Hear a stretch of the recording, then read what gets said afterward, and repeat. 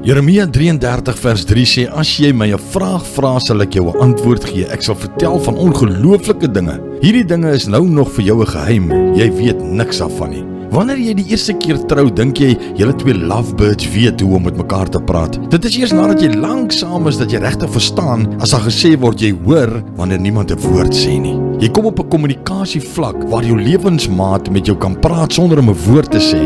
Hulle gee jou daardie kyk en jy weet sommer, ek is in die moeilikheid.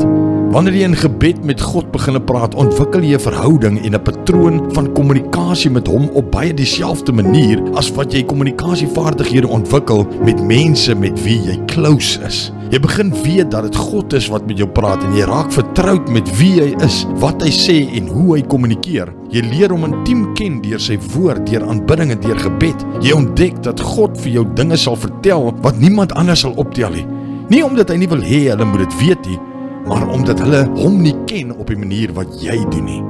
Maak dit jou daaglikse prioriteit om te verdiep in jou persoonlike, intieme verhouding met hom. Spandeer tyd saam met God. Maar Vader, baie dankie Here, weer vir die woord wat U so mooi vir ons oopbreek vanmôre.